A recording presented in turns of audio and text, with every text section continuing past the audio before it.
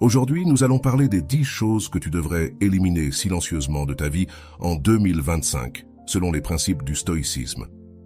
Cette philosophie millénaire ne nous apprend pas seulement à affronter les difficultés de la vie avec sérénité, mais aussi à nous concentrer sur ce qui compte réellement.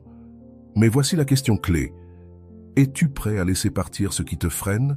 Certaines de ces choses sont si courantes que tu ne te rends probablement même pas compte qu'elles t'affectent. À la fin de cette vidéo, non seulement tu comprendras ce qu'il faut éliminer, mais tu sauras aussi comment le faire sans drame ni confrontation.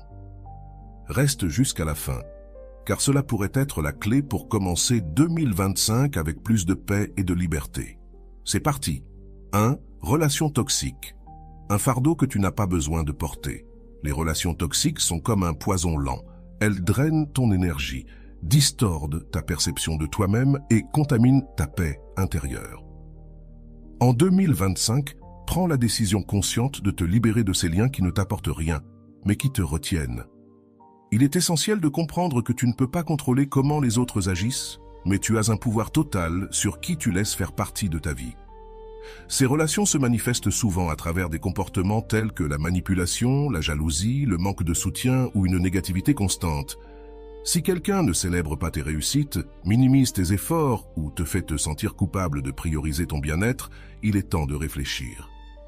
Le stoïcisme enseigne que la vertu réside dans nos décisions et dans la façon dont nous gérons nos émotions.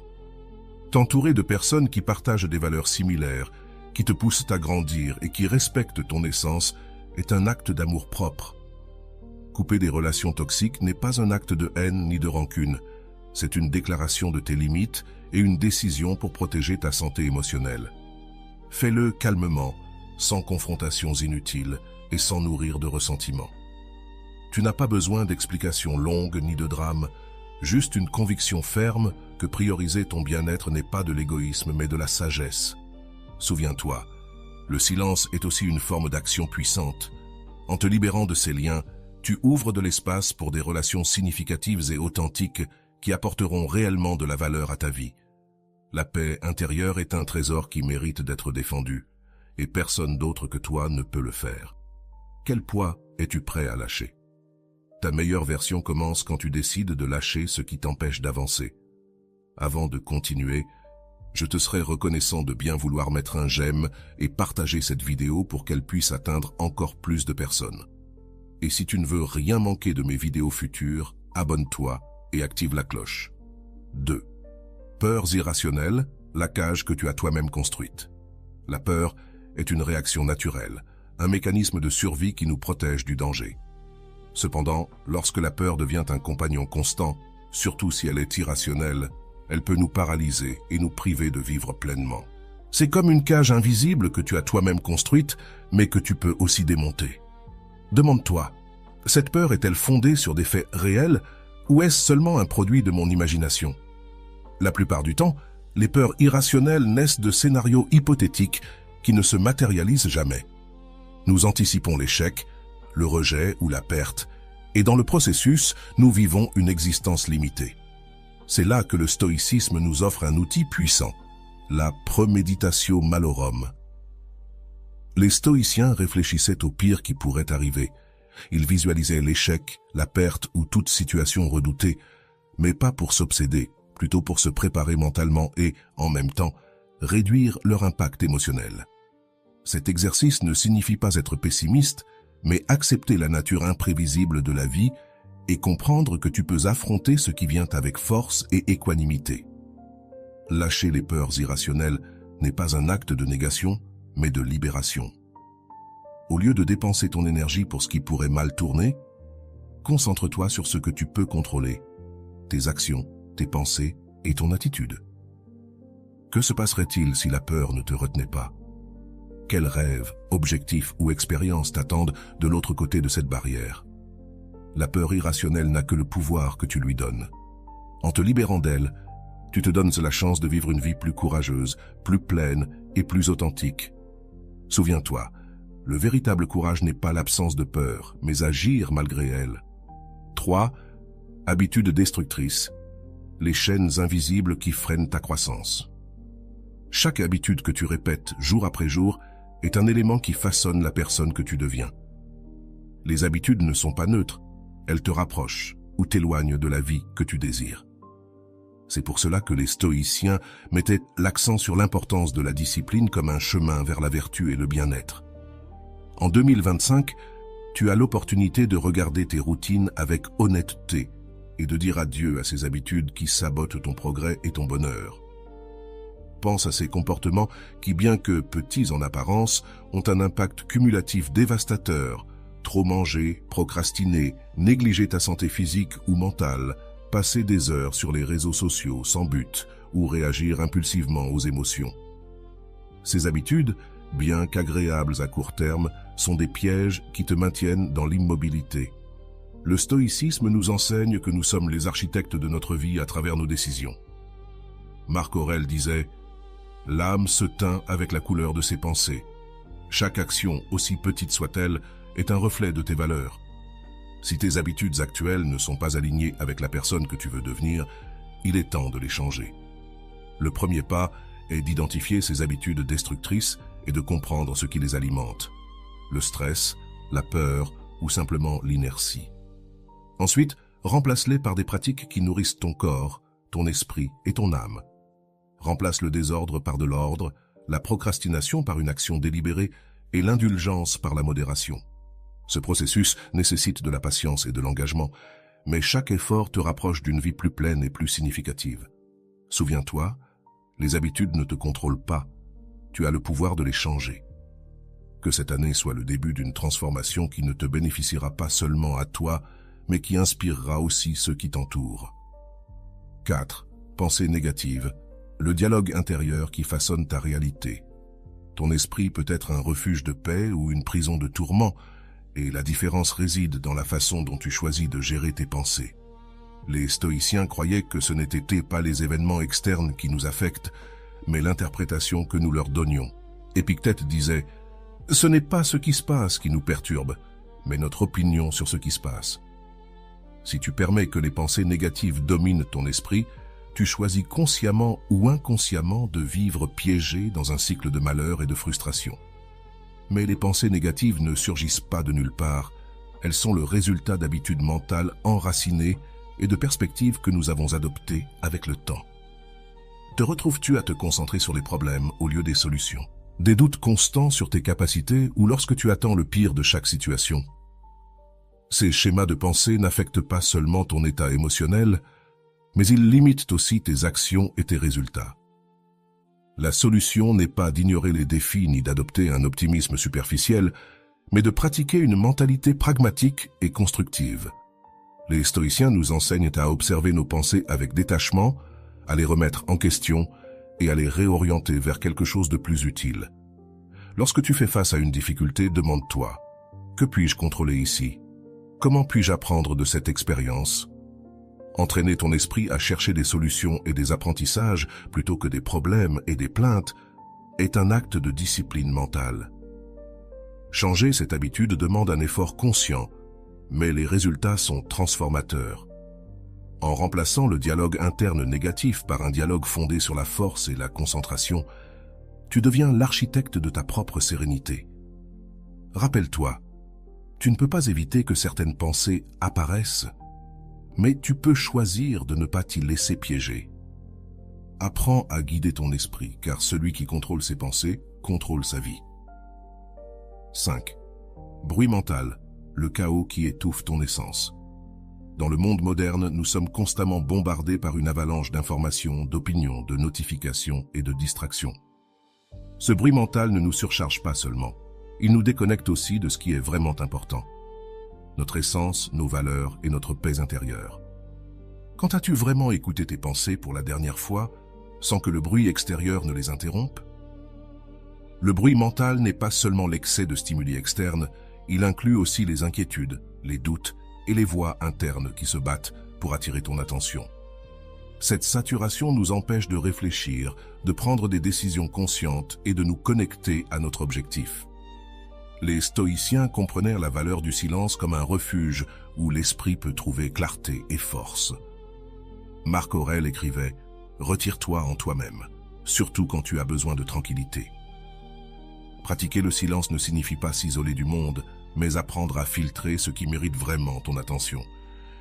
Quelques minutes de méditation, de respiration consciente ou simplement être calme avec toi-même peuvent faire une différence radicale. Cet espace d'introspection te permet d'organiser tes pensées, de prioriser tes actions et de répondre à la vie avec sérénité, au lieu de réagir impulsivement. De plus, pense à réduire la quantité d'informations inutiles que tu consommes. As-tu vraiment besoin de revoir les nouvelles chaque heure ou de passer des heures sur les réseaux sociaux? Élimine le bruit qui n'apporte aucune valeur et concentre-toi sur ce qui nourrit ton esprit et ton âme. Lorsque tu maîtrises l'art de calmer ton esprit, tu récupères ton pouvoir. Tu es plus conscient de tes émotions, plus clair dans tes objectifs et plus présent dans ta vie quotidienne.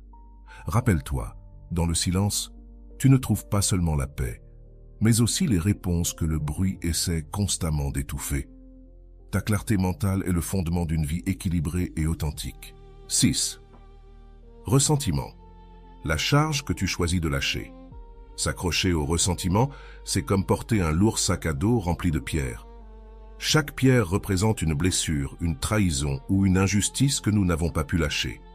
Le problème est que cette charge n'affecte pas celui qui nous a fait du tort, mais nous-mêmes. Comme disait Sénèque, « Tant que tu te fâches contre ton ennemi, tu lui donnes du pouvoir sur toi. » Le ressentiment consomme notre énergie, obscurcit notre esprit et nous lie au passé, nous empêchant d'avancer. Nous ne pouvons pas changer ce qui est arrivé, mais nous avons le contrôle sur la façon dont nous y répondons. C'est là que le stoïcisme nous offre un enseignement précieux. Ce ne sont pas les événements qui nous blessent, mais notre interprétation de ceux-ci et notre incapacité à les lâcher. Pardonner ne signifie pas justifier ou minimiser le tort. C'est un acte de libération personnelle, une décision de cesser de laisser le passé contrôler ton présent. Lorsque tu pardonnes, tu ne dis pas « c'était bien », tu dis « je ne permettrai pas que cela affecte encore ma vie ». C'est un cadeau que tu te fais à toi-même, pas à l'autre. Le processus commence par reconnaître ce qui s'est passé et l'impact que cela a eu sur toi, mais ne t'accroche pas à la douleur. Pratique le détachement émotionnel en comprenant que le ressentiment perpétue seulement ta souffrance. Réfléchis à ce que tu peux apprendre de cette expérience et concentre ton énergie sur ce qui compte vraiment, ton bien-être et ta croissance. Imagine ce que cela ferait de lâcher ce sac à dos de pierre que tu portes. Légèreté, liberté, paix. Voilà le pouvoir de lâcher le ressentiment. Fais-le en silence, non pas pour prouver quelque chose aux autres, mais pour réclamer ton pouvoir sur ta propre vie. Le passé est passé. Ne laisse pas qu'il continue à voler ton présent. Septembre. Comparaison constante, le piège qui vole ta paix. Te comparer constamment aux autres, c'est comme courir une course interminable sur un chemin que tu n'as pas choisi. Il y aura toujours quelqu'un qui semble avoir plus de succès, plus de beauté, plus de bonheur ou plus de ressources, mais cette habitude n'est pas seulement épuisante, elle est aussi inutile. Marc Aurèle disait « Le bonheur de l'homme dépend de son opinion et cette opinion ne doit pas se baser sur des critères extérieurs. Quand tu te compares, tu mesures ta vie avec des règles qui ne te sont pas propres. Chaque personne a un chemin unique, avec des défis, des forces et des opportunités différentes. En te concentrant sur ce que les autres ont ou accomplissent, tu détournes ton attention de ce qui est vraiment important, ta propre progression. Au lieu de bâtir ta vie sur ce qui te rend authentique, tu finis par poursuivre des idéaux imposés par d'autres, t'éloignant de ton véritable essence. Le stoïcisme nous enseigne que la vertu et la satisfaction proviennent de l'amélioration de notre propre vie et non de la manière dont nous nous comparons aux autres. Demande-toi, suis-je aujourd'hui meilleur qu'hier? Prends-je des décisions qui m'approchent de mes valeurs et de mes objectifs? C'est la seule comparaison qui a du sens et de la valeur. Cesser de te comparer ne signifie pas ignorer les autres, mais changer ta perspective. Au lieu d'envier les réalisations de quelqu'un d'autre, cherche l'inspiration, apprends d'eux, mais ne te mesure pas à eux. Concentre-toi sur ce que tu peux contrôler, tes pensées, tes actions et tes attitudes. En lâchant le besoin de te comparer, tu découvres une liberté immense. Tu ne vis plus en fonction des attentes extérieures, mais en alignement avec ton propre objectif. Le vrai bonheur ne vient pas de surpasser les autres, mais de vivre fidèlement à qui tu es et de t'efforcer constamment de devenir meilleur chaque jour. 8.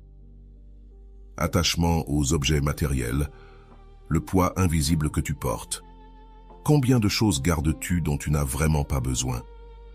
Dans le monde moderne, nous sommes entourés d'objets matériels qui semblent promettre le bonheur.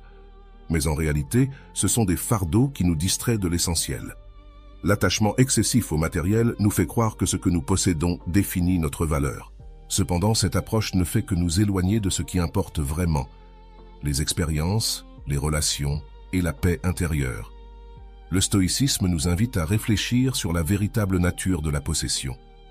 Épictète, l'un des grands philosophes stoïciens, disait « Ce ne sont pas les choses qui nous perturbent, mais nos opinions à leur sujet. » L'attachement aux objets matériels crée une illusion de sécurité, mais en réalité, cette sécurité est fragile et éphémère.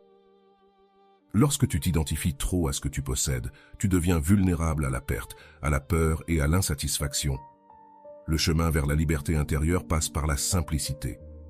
Le stoïcisme encourage le détachement et le minimalisme, non pas comme un rejet de la matérialité, mais comme une forme de libération. Apprécie ce que tu as, mais ne laisse pas ces objets définir ta vie ni ton bonheur. La véritable richesse ne réside pas dans les choses, mais dans la capacité de vivre avec ce qui est nécessaire, d'être heureux avec ce que l'on a, et de trouver de la valeur dans ce qui est tangible. L'amour, le développement personnel et la gratitude. Si tu te demandes ce qui est vraiment essentiel dans ta vie, tu découvriras que la paix mentale, la connexion véritable avec les autres et le but sont bien plus précieux que n'importe quelle possession. Te libérer de l'attachement matériel te permettra de te concentrer sur ce qui te remplit réellement, te permettant ainsi de vivre avec plus de liberté et moins de préoccupations. Ne laisse pas le passé devenir l'encre qui empêche ton avancée. En ravivant sans cesse les erreurs du passé, tu te condamnes à rester prisonnier d'un cycle de regrets et d'autocritique. Chaque fois que tu t'accroches à ce que tu ne peux plus changer, tu perds l'opportunité de vivre pleinement dans le présent. Le passé est une page déjà écrite, et bien que ces leçons puissent être précieuses, tu ne peux pas vivre en lui. Le stoïcisme nous rappelle que ce qui compte réellement, c'est ce que tu peux faire maintenant, à cet instant, avec ce que tu as. Marc Aurèle enseignait que le passé est sans importance, car nous ne pouvons pas le modifier. Les décisions que tu as prises, les erreurs commises, les pertes subies, tout cela est déjà fait. Au mieux, nous pouvons apprendre de ces expériences, mais rester prisonnier de celles-ci t'empêche seulement de grandir. Le temps et l'énergie que tu passes à déplorer ce qui est irréversible sont des ressources que tu pourrais utiliser pour construire quelque chose de meilleur dans le présent. Le présent est le seul endroit où tu as le contrôle. En lui, tu peux agir, réfléchir, changer et prendre de nouvelles décisions. Tout le reste est une perte d'énergie. Lorsque tu te concentres sur ce qui est déjà arrivé, tu t'éloignes de ce qui importe réellement. Ta capacité à t'adapter, à t'améliorer et à avancer. Te libérer du poids du passé exige une décision consciente. Apprends de tes erreurs, mais ne reste pas ancré en elles. Fais la paix avec ce qui a été et fais de ton présent un terrain fertile pour de nouvelles possibilités. Rappelle-toi, le futur commence aujourd'hui, et toi seul as le pouvoir de le façonner. Ne laisse pas ce qui a été te voler ce qui peut encore être. La solitude, la déconnexion, ne dépendent pas uniquement d'être seul. La solitude n'est pas toujours l'absence de personne, mais cette sensation de déconnexion intérieure que nous pouvons ressentir même entourés de gens. C'est le vide que l'on ressent lorsqu'on, malgré la compagnie, ne se comprend pas soi-même, ou qu'on ne sent pas qu'on est compris. Ce type de solitude est beaucoup plus profond, car il ne dépend pas de l'environnement, mais de la relation que tu as avec toi-même. Dans un monde aussi hyper connecté, nous nous laissons souvent distraire par les opinions, les attentes et les bruits externes, perdant ainsi le contact avec ce que nous sommes vraiment. Cependant, la véritable connexion commence en toi. Le stoïcisme nous enseigne que la paix intérieure et la clarté naissent lorsque tu prends le temps de te connaître profondément, de comprendre tes pensées, tes valeurs et tes émotions sans dépendre de la validation extérieure. Apprendre à apprécier ta propre compagnie ne signifie pas rejeter les autres, mais comprendre que ton bien-être ne doit pas dépendre de la présence ou de l'approbation des autres. Il s'agit d'apprendre à être en paix avec soi-même, à apprécier ta solitude comme un espace de croissance et de réflexion et non comme un vide. Cultiver des relations significatives est essentiel, mais il est aussi crucial de maintenir une relation profonde et honnête avec soi-même. Prends le temps de l'introspection, explore tes passions, confronte tes peurs et nourris ton esprit et ton âme. Ce n'est que lorsque tu es en paix avec toi-même que tu peux véritablement te connecter avec les autres de manière authentique. La véritable compagnie commence lorsque tu apprends à être ton propre ami, à apprécier ta propre présence et à construire une vie pleine de sens de l'intérieur. Ce sont les 10 choses que tu devrais éliminer en silence de ta vie pour commencer 2025 avec sérénité et concentration.